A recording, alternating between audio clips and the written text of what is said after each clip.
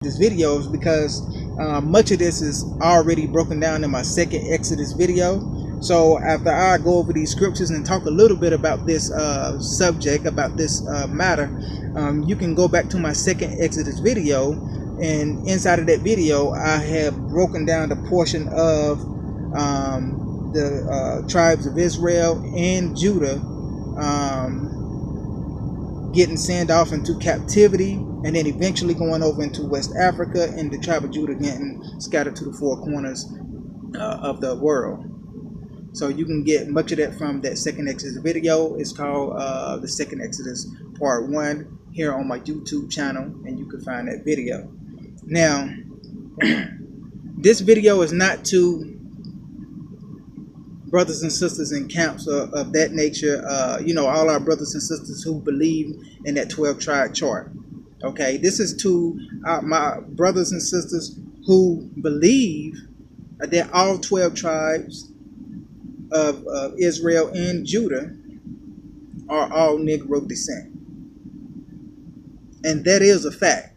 That's not something that I think or something that I'm making up. Those are facts. So this video is to them, and some of them have that understanding to know that all 12 tribes are Negro descent. But what they don't understand is that only the tribe of Judah got sold to the four corners of the world.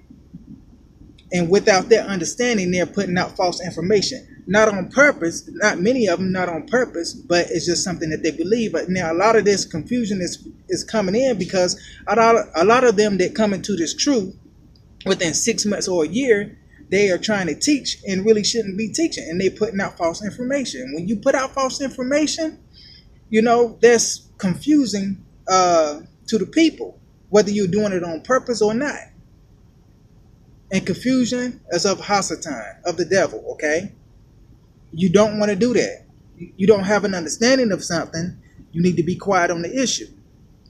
So I'm going to talk a little bit about this subject and try to give you all a better understanding and help your minds get around to see that only the tribe of Judah was scattered to the four corners of the world. And what we're going to start talking about this conversation is to talk about the Northern Kingdom. So what we have to understand is that first the Northern Kingdom got the punishment before the Southern Kingdom. Okay, the Northern Kingdom got sent into captivity first up in Assyria. And then after they served out their captivity up in Assyria, they, had a council. Okay, that council got together, and then they decided to come out of Assyria into a fatherland named Azareth, which was West Africa. Okay, that breakdown is in my second Exodus video, where I went into the Apocrypha, used the map, showed them coming out of the land, and the Most High parted the rivers, and I showed the direction that they went, which was into West Africa, and that's where they settled. It was in West Africa, and they settled throughout those regions of West Africa. And then eventually the kingdom of Judah, the Southern Kingdom, start doing what the Northern Kingdom was doing, because the Northern Kingdom caused the Southern Kingdom to fall in the same way.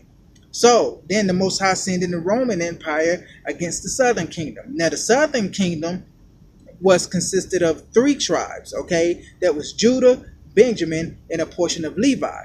And now what we have to understand about the tribe of Levi is the tribe of Levi was not only in the Southern Kingdom, they were also in the Northern Kingdom.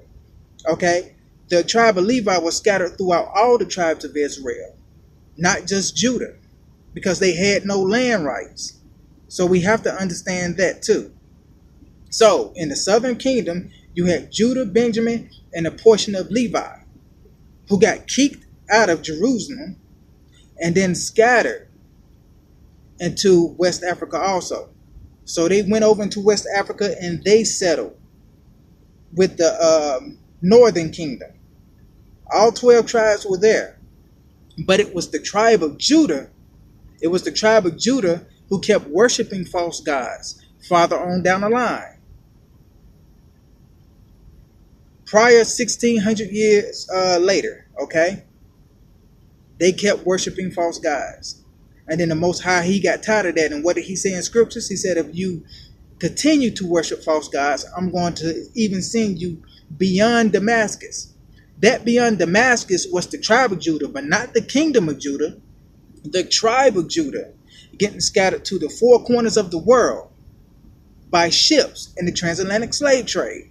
So everybody you see that got sold into the transatlantic slave trade, all those people are from the tribe of Judah. It doesn't matter whether you go to Jamaica, Haiti, the Negroes that went to the Dominican Republic, okay, the Negroes that went to Cuba and all those places, all those coastal islands of America.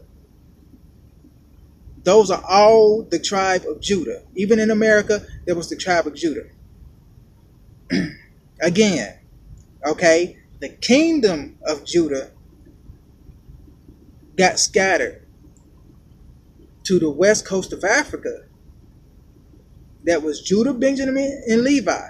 But only the tribe of Judah kept worshiping false gods and then got scattered farther beyond Damascus to the four corners. That's what we have to understand. I don't believe a lot of people understand that. They don't understand scriptures and they are teaching with no understanding. And that is dangerous because, like I said before, that's confusion. We all know the Most High is not about confusion. And then you got a lot of our people in America and all around the world, saying they different tribes here and there. No, you're not. It's only one tribe. The Most High is not, first of all, the Most High is against, okay, tribes intermingling with each other. He's against that. And it's in scriptures. So why would you think all of a sudden he's going to go against something that he's against? So now he's going to take all 12 tribes and send them to the same place and then nobody knows who they are. No, that's not scripture, first off. 2, that's confusing. So now you don't even know who you are, from what tribe you are. That doesn't make any sense at all. First of all, the Most High is not going to bring that type of confusion. And he's not going to go against his word when he's already telling the children of Israel, don't go and intermingle, but stay with your father's house, stay with your father's tribe. And then he's going to scatter all the tribes together, send them off so they can be all mixed up. So that should have been the first thing that should have entered into your mind to give you some type of clarification that only the tribe of Judah got sold into the four corners of the world. Now, when we're talking about the DNA test, let's talk a little bit about the DNA test. I know a lot of people don't like to believe in the DNA test, mostly camps. Now, the reason why camps don't like to believe in the DNA test is because they think that all DNA tests are ran by the Ashkenazi or people of Jewish descent. That is untrue. That is false. Not all DNA companies are ran by those people. Some of them are ran by our people. Even some of them ran straight out of Africa. So that's false, already. Now, let's talk a little bit about it. See if I can help you out. Because a lot of people more and more of our people are waking up to this knowledge. More and more of our people are starting to, do DNA testing. I don't want anybody to discourage you from doing DNA testing just because they don't understand how the DNA testing works. So don't believe them camps. They got another agenda going on, and it's mostly behind that 12 tribe chart, because the DNA test reveals that 12 tribe chart as being false. I'm going to tell you that right now. So this is what you have to understand when doing your DNA test. And the DNA test that I recommend is from, which one is it? It's from AfricanAncestry.com. Now, it's a little bit expensive, between $300 and almost $500, but it's worth every penny. It's worth every penny, and it gives you a lot of clarification, And the more and more you keep going back and looking at it, the more and more clarification you keep getting. And the more knowledgeable you get, the more of it that will come clear. So you have to give it some time. Now, what you have to understand is that when you do this DNA test, and it's going to show you from several countries from the west coast of Africa throughout the diaspora. Okay, all throughout those Western African countries, even Southern African countries, and in some cases, this might be like 2 to 5% uh, East African countries. We do got some Israelites that are scattered in East African countries, but the majority is scattered throughout the Western countries of Africa. Okay, now when you do your DNA test, I'm gonna use the Yoruba and the Igbo. Okay, I'm gonna use the Yoruba and the Igbo for example. Okay, throughout Biafra, from Nigeria throughout Biafra. Now, if most of you done your research, you'll know that the Igbo are from the tribe of Judah and the Yoruba are from Ephraim. Now, all 12 tribes are scattered throughout all those countries, again, throughout the west coast of Africa. And I could even tell you there's going to be some other tribes found throughout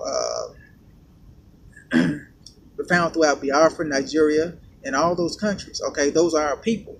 Now, for the most part, the Yoruba will be the tribe of Judah.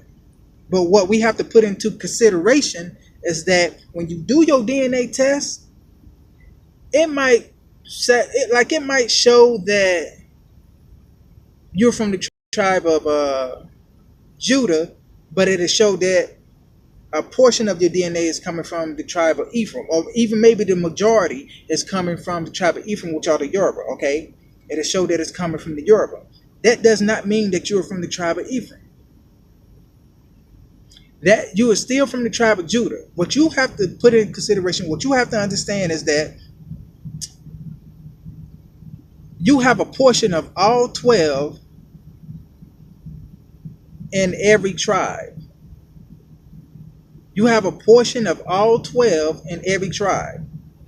So if your DNA test is going back and showing that you're from the Yoruba tribe, that doesn't mean that you're Ephraim. But really what is the breakdown is that you will see that might be a small clan or tribe within inside of Ephraim. You'd be like, okay, what does this mean? What that means is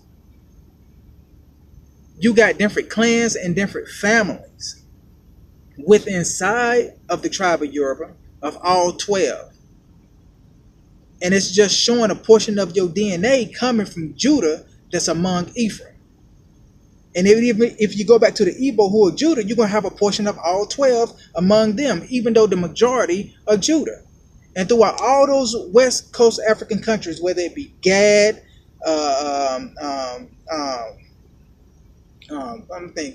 whether it be Gad, Ephraim, Judah, Levi, okay, any of the 12 tribes, it's going to have a portion of all 12 of clans and families among them. So your DNA is going to hit in different spots. So don't let that confuse you. That's the way that it operates. All 12 tribes have a portion of all 12 among them in smaller clans and in smaller groups. You got the 12 tribes of Israel, which makes up the nation. Okay, well, 13 if you include Dan. Dan is still included. They just haven't came back yet. Okay, they won't come back until after the Messiah return. But you got a portion of all 12 or all 13. Okay, among all 12 or 13 tribes. The 12 or 13 make up the nation, and among every tribe consists of clans, and there's hundreds of clans in every tribe, hundreds. And what makes up the clans is families. How many ever families who got together to make up that clan? Okay, you may come from one of those families, and then beyond that is every individual. So you got the 12 tribes or 13 tribes, and then you got hundreds of clans inside of every tribe. And then the families, hundreds of families make up each clan. Or that's if it might be a smaller clan. So it could just be a few families that make up a smaller clan, because clans come from a range of They could be very large to very small. You got large clans, you got small clans. You got big families, you got small families. And that's why your DNA hit in so many different areas throughout the west coast of Africa. So it does not mean that you know what I'm saying, you Ephraim, you know what I'm saying, you Gad,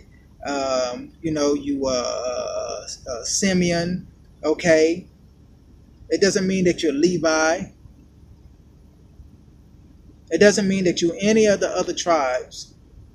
It's just saying that the tribe of Judah, clans and families, are among those other tribes. So you're getting pings everywhere. Now, in some cases, it just may be in one particular spot, like mine.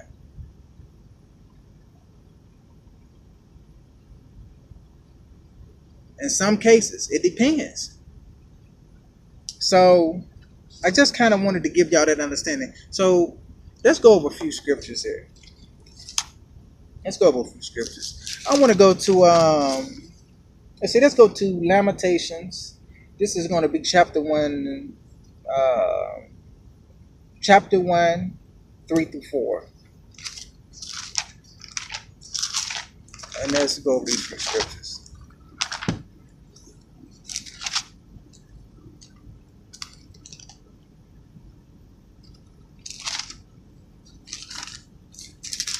Let's see the column. Hold on. All right. Chapter 1, 3 through 4.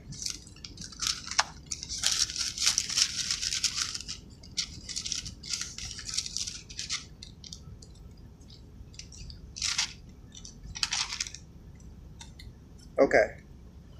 Chapter 1, verses 3 through 4. Okay. Judah is gone into captivity because of affliction, and because of great servitude she dwelleth among the heathen. She findeth no rest. All her prosecutors overlook her between the straits. The ways of Zion do mourn, because none come to the solemn feast. All her gates are desolate. Her priests sigh, her virgins are afflicted, and she is in bitterness. Okay? So what that scripture is telling you is that the tribe of Judah is the one scattered into captivity to the four corners. Very simple. Very simple. Let's go to another scripture. We're just going to do 3 scriptures here. And hopefully these 3 scriptures will help you out. Let's go to Isaiah chapter 11. And then, like I said, I wasn't going to get too deep into this because I already did a breakdown on this in my second Exodus video. And if you haven't seen that second Exodus video, you can go back and watch it. It's in there. It's very detailed. Let's see.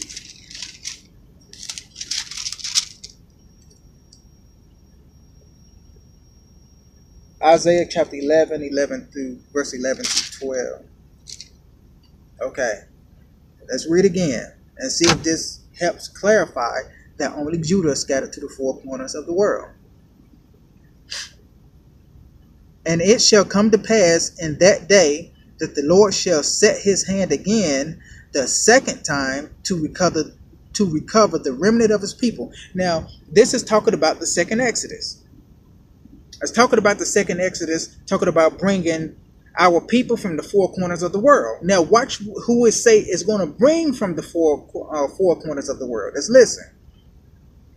To recover the remnant of his people, which shall be left from Assyria, and from Egypt, and from Pathros, and from Cush, and from Elam, and from Shinar, and from Hamath, and from the islands of the sea. Now it's talking about he's telling you that, he's talking about Israel and Judah in the scripture. Okay, he's talking about Israel and Judah in the scripture because, Israel is still over there, throughout Africa, which is the borders of our homeland, Northeast Africa. A lot of you don't understand that. I don't know. I'm going to do another video about that one day, showing you that, our homeland is Northeast Africa. Okay. Now, let's see where we at here. Listen, we're at verse 12. And he shall set up an ensign for the nations, and shall assemble the outcast of Israel. Look, assemble the outcast of Israel. Now, before that, in that scripture, he was saying where Israel was, but it's not at the four corners. Let's see who we're gonna bring from the four corners. Shall assemble the outcasts of Israel. Listen, and gather together the dispersed of Judah from the four corners of the earth. Did you hear that? Listen again. And he shall, let's see. And he shall set up an ensign for the nations, and shall assemble the outcast of Israel. The outcast of Israel is at the borders of our country. Okay, Israel. Those are the lands throughout Africa. Now, again, let's see who we bring from the four corners. And gather together the dispersed of Judah from the four corners of the earth. Now, why is he only bringing Judah from the four corners of the earth if all 12 tribes are scattered to the four corners doing the transatlantic slave trade together? Why is that? Or even if you believe they went over there doing some other time, sailed across ships across seas, whether you believe in that 12 tribe chart or not, why is he saying he only going to bring Judah from the four corners if they all scattered to the four corners? He bringing the dispersed of Judah from the four corners. That should register on your mind right there, that only Judah got scattered to the four corners. Let's go to one more scripture and prove what I'm saying. Let's go in the Apocrypha, okay? Apocrypha. Let's go to 2nd Ezra chapter 13, verse 48 and 49. 2nd Ezra. Let's see here. Man, these words are so small in here.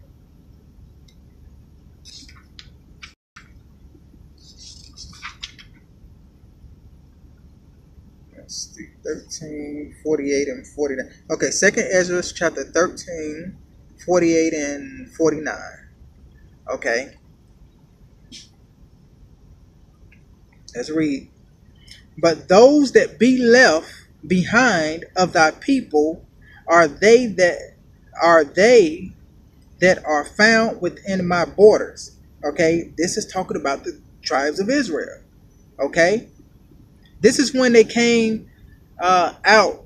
Okay, this is when they came out of Assyria, when they took counsel among themselves. Matter of fact, let's go up higher. Let's read this. Let's read this. I don't want to start right there. Let's give you a better understanding. Let's see. Let's go up to verse.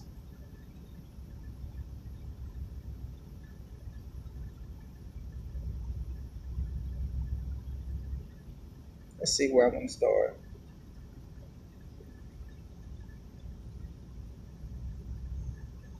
Let's start at verse 18. Okay, and we're gonna read down to verse 49. This is second Ezra, chapter 13, and we're gonna read from verse 18 all the way to. No, hold on. I'm ahead of myself. We're gonna read from. Forget it. We're gonna read from verse 39 to 48. Okay, 39 to 48 to show you. 2nd Ezra chapter 13, 39 through 48. And whereas thou sawest that he gathered another peaceable multitude unto him, those are the 10 tribes which were carried away prisoner out of their own land in the time of Osea the king, who Salmanasar, the king of Assyria, led away captive, and he carried them over the waters, and so came they into another land. Okay, so now you see that the 10 tribes went up into Assyria. Listen what he say. We have verse 41. But they took this counsel among themselves, that they would leave the multitude of the heathen and go forth into a farther land where never mankind dwelt. That was over into West Africa. Okay, listen. Let's see. I lost my spot here.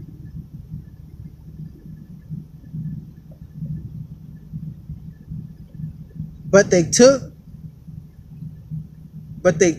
this counsel among themselves that they would leave the multitude of the heathen and go forth into a farther country where never mankind dwelt. Verse 42.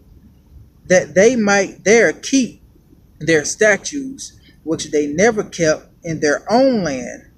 And they entered into the Euphrates by the narrow passages of the river. Okay, let's stop. So now, this is important piece right here, okay? It says so they could keep the statutes that they never kept in their own land. So we know they got kicked out of the northern kingdom for not keeping the law, statutes, and commandments, which was worshiping false gods and whatever else they was doing. They was doing everything under the sun, okay? And he sent them into captivity into Assyria. And they decided to go over into Azareth to keep all the law, statutes, and commandments, which they never kept in their own land. You see that? So, again, only Judah got scattered to the four corners for not what? For not keeping the statutes, the law, statutes, and commandments, serving false gods. And they got scattered farther beyond Damascus. It just told you right here, the 10 tribes went over into the land to keep the statutes. All the statutes, laws, and commandments of the Most High. Another key, okay? Now, and they entered into the Euphrates by the narrow passages of the river. For the Most High then shewed signs for them, and held still the flood till they were passed over. So when it said he held still the flood, he parted the Euphrates River. They didn't get on it in some boat, float off into the sea, and took ships over there, okay, to the Western Hemisphere, and then mixed in with the people and became these white people that the camp's teaching about. They still on the west coast of Africa. He parted the Euphrates River. They crossed over, and then they went into a fatherland called Azareth, which was West Africa. Okay, let's read. We had verse 45. For though that country there was a great way to go, namely of a year and a half, and the same region is called Azareth. Then dwelt they there until the latter time. And now, when they shall begin to come, the highest shall stay the springs of the stream again. So he's telling them that in the latter days, when we come back in the second Exodus, see, you still got, a few tribes that's scattered up there and through those in those regions. Okay, so they're gonna come down, and plus we're coming back from those areas. So when he brings Judah back, from across the seas back to the west coast of Africa, we're going to be coming from all directions. The ones that's still scattered over there, and us, the remnant that's coming back, okay, to the east, back into the land. He's going to part the rivers again. That's what he's talking about right here in the scripture. So let's see where I'm at. Who was at 47, right? Okay, yeah. The highest shall stay the springs of the streams again, that they may go through. Okay, parting the streams again. During the second Exodus. Therefore sawest thou the multitude with peace, but those that be left behind are thy people, are they that are found within my borders. Those that are left behind are my people, are those that are found within my borders. Okay, he's telling you the 10 tribes. Okay, the 10 tribes still scattered out there are at the borders in West Africa. Okay, West Africa are the borders of the homeland, which is Northeast Africa. What you want to believe is Northeast Africa. Now, I don't care if you want to call it Africa, if you want to call it Canaan, whatever. They are at the borders of our homeland, scattered. Okay, let's keep reading. Where we at? 48. Okay, I'm sorry. 48 was the last verse. Okay, now I just wanted to go over that. I just want to go over those 3 scriptures and show you that only the tribe of Judah was scattered to the 4 corners.